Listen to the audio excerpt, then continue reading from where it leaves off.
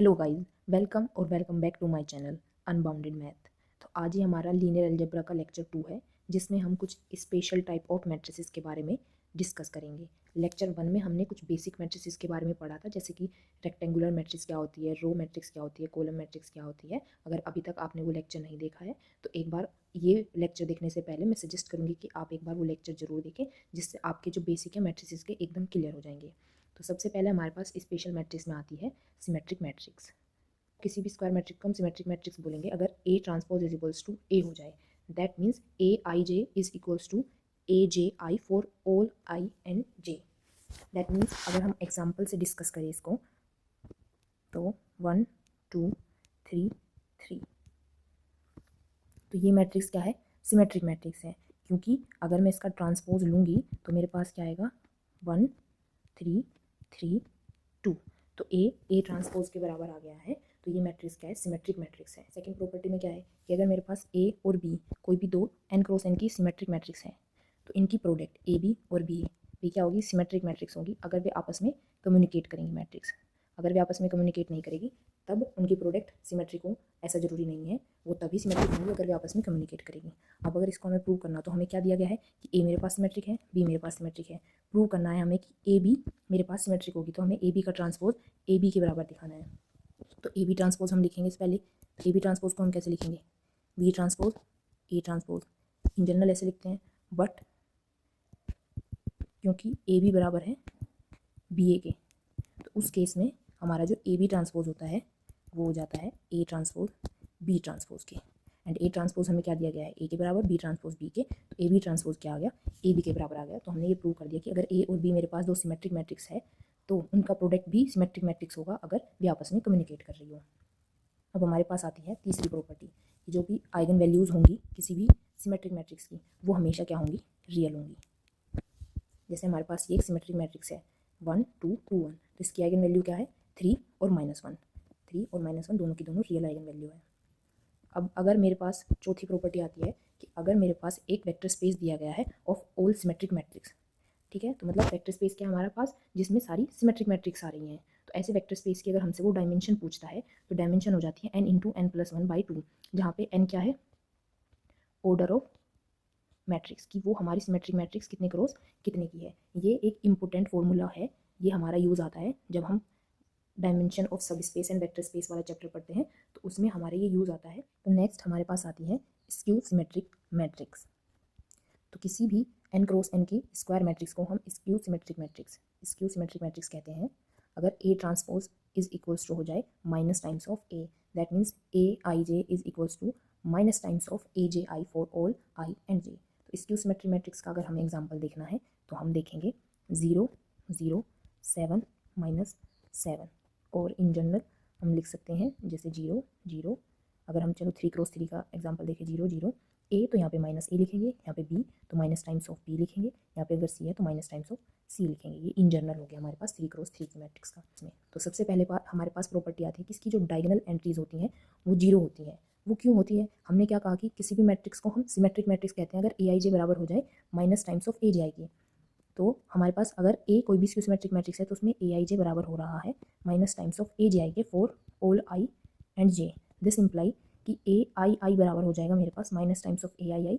ए आई आई किसको रिप्रेजेंट करता है मेरे पास, डायगोनल एंट्रीज को। तो यहाँ से ये रिजल्ट निकल के आएगा, जब मैं इसको इधर ले आऊँगी तो 2 ए आई आई बराबर 0 के हो जाएगा, तो ए आई आई 0 हो जाएगा फॉर ऑल आई।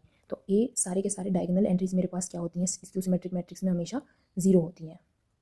और जो सेकंड प्रॉपर्टी क्या कहती है कि जो आइगन वैल्यूज़ होती हैं स्क्यू सिमेट्रिक मैट्रिक्स की वो प्योरली इमेजनरी होती है या फिर 0 पॉसिबल है। मतलब जैसे कि हमारे पास ये मैट्रिक्स है तो क्या ये स्क्यू सिमेट्रिक मैट्रिक्स है, तो सबसे पहले तो इसकी डायगोनल एंट्रीज हमने देखी तो डायगोनल एंट्रीज तो 0 है।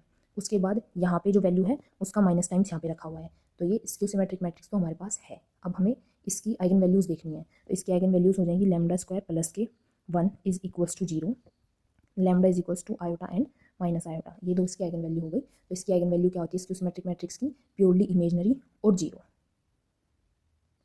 तीसरी प्रॉपर्टी क्या कहती है हमारे पास कि जो डिटर्मिनेंट होता है odd order skew symmetric matrix का वो 0 होता है। ये बहुत ही इंपॉर्टेंट रिजल्ट है एग्जाम के पॉइंट ऑफ व्यू से। बहुत बार इस रिजल्ट पे बेस्ड क्वेश्चन पूछे जा चुके हैं नेट गेट और आईआईटी जैम में।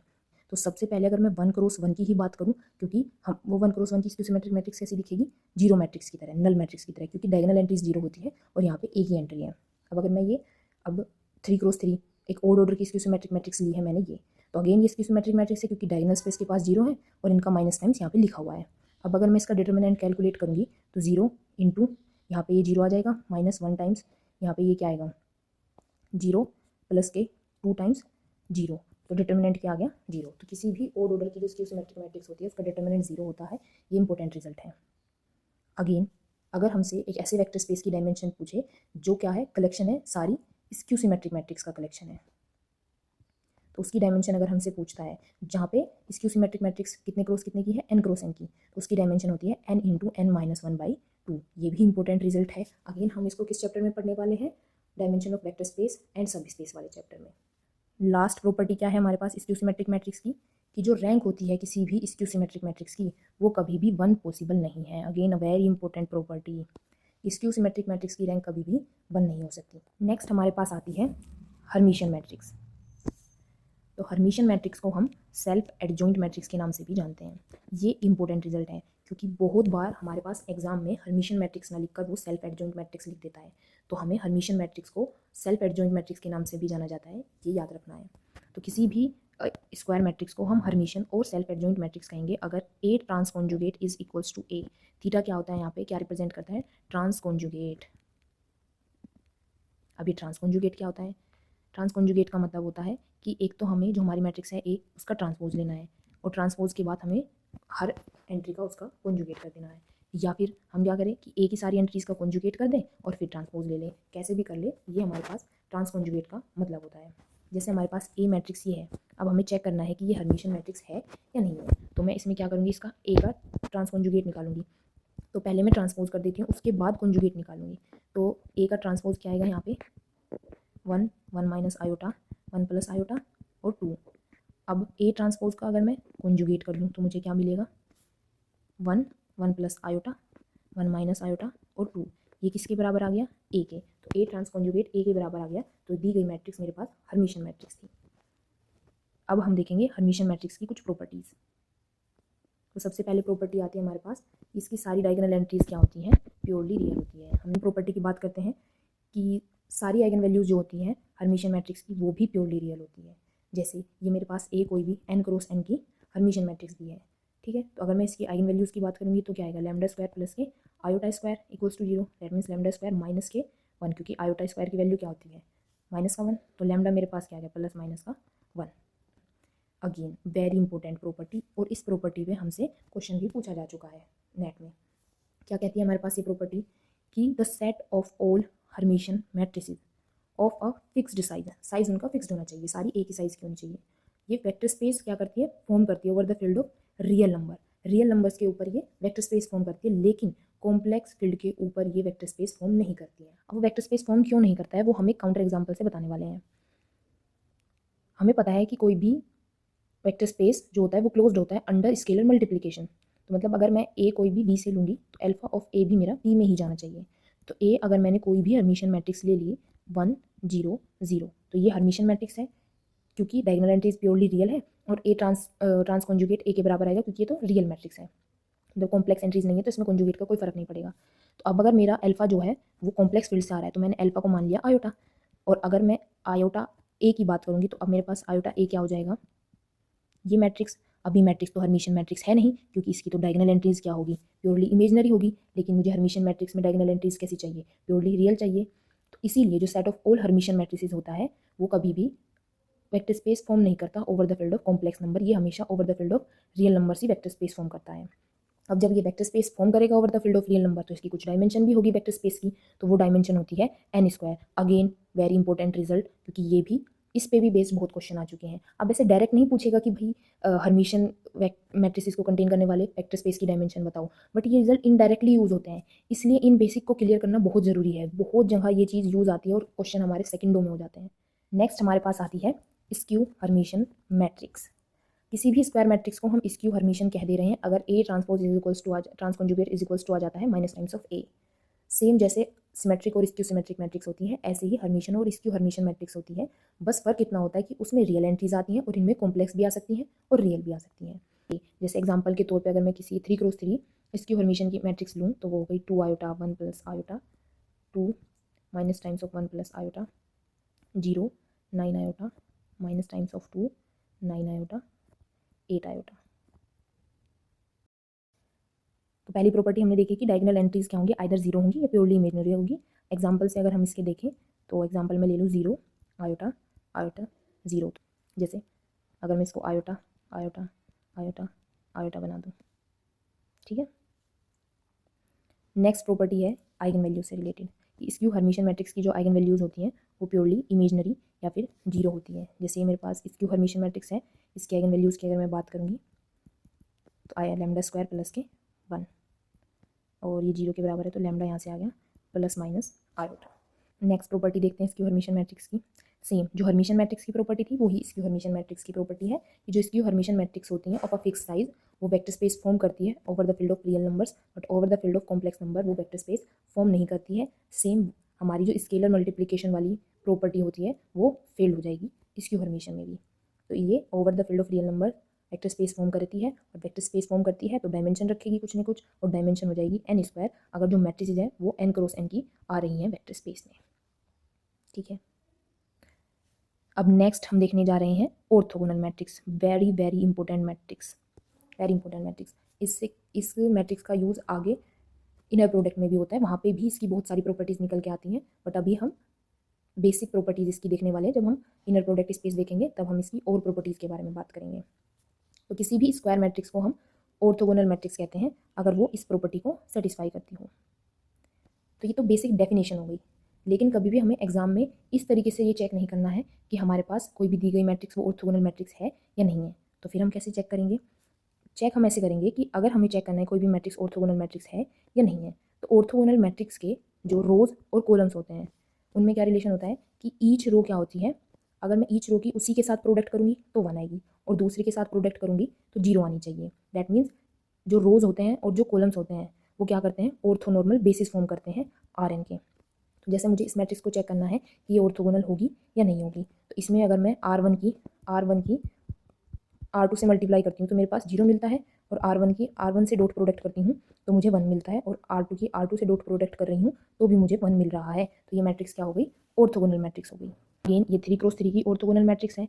इसमें भी मैं अगर इस रो की R1 से मल्टीप्लाई करूँगी तो R1 से डॉट प्रोडक्ट करूँगी तो मेरे पास 1/10 प्लस के 0 प्लस के 9/10 आ जाएगा जो कि हो जाएगा 1, और R1 की R2 या R3 से मल्टीप्लाई करूँगी तो 0 मिलेगा। सिमिलरली इसमें भी हमारे पास सेम प्रॉपर्टी सेटिस्फाई होगी। तो सबसे पहले प्रॉपर्टी आती है हमारे पास कि ऑर्थोगोनल मैट्रिक्स का जो डिटर्मिनेंट होगा वो या तो +1 होगा या -1 होगा, और जो आइगन वैल्यू होती है ऑर्थोगोनल मैट्रिक्स की वो यूनिट मॉडुलस ऑफ 1 होती है। दैट मीन्स अगर लैम्डा आइगन वैल्यू है किसी भी ऑर्थोगोनल मैट्रिक्स की तो लैम्डा का जो मॉडुलस होगा वो 1 के बराबर होगा। जैसे हमारी पहली जो मैट्रिक्स है उसकी आइगन वैल्यू 1 और 1 है, तो ये यूनिट मॉडुलस ऑफ 1 की आइगन वैल्यू है। इसकी आइगन वैल्यू आयोटा और माइनस आयोटा है, और ये बहुत ही इंपॉर्टेंट मैट्रिक्स है फॉर काउंटर एग्जाम्पल पर्पज से। ये हमें याद रखनी है ये वाली मैट्रिक्स, ऑर्थोगोनल मैट्रिक्स, ठीक है। अब आती है हमारे पास नेक्स्ट प्रॉपर्टी जो मैंने अभी ऊपर डिस्कस किया कि जो ऑर्थोगोनल मैट्रिक्स होते हैं उसकी जो रोज होती हैं और कॉलम्स होते हैं वो ऑर्थोनॉर्मल बेसिस फॉर्म करते हैं आर एन का। नेक्स्ट हम देखेंगे अब यूनिटरी मैट्रिक्स।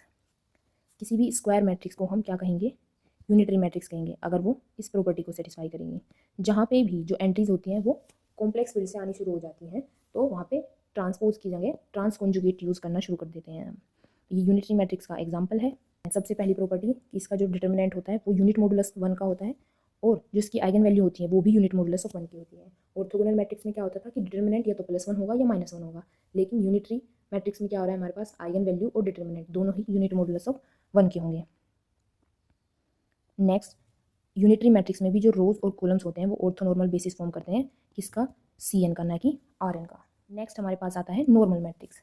तो नॉर्मल मैट्रिक्स किसी भी स्क्वायर मैट्रिक्स को हम नॉर्मल मैट्रिक्स कहेंगे अगर वो इस प्रॉपर्टी को सेटिस्फाई करे कि ए ट्रांसकॉन्जुगेट बराबर आ जाए ए ट्रांसकॉन्जुगेट ए के, अगर ए मेरी कॉम्प्लेक्स मैट्रिक्स है, और अगर वो रियल मैट्रिक्स हो जाएगी तो ट्रांसकॉन्जुगेट को हम ट्रांसपोज से रिप्लेस कर देंगे। अब नॉर्मल मैट्रिक्स में क्या इंपॉर्टेंट है कि जो हमारे पास ये symmetric matrix, skew symmetric, Hermitian, skew Hermitian, orthogonal और यूनिटरी, ये हमने 1 2 3 4 5 6 मैट्रिक्स ऊपर डिस्कस करी हैं। ये सभी की सभी नॉर्मल मैट्रिक्स होती हैं। बहुत इंपॉर्टेंट रिजल्ट है ये।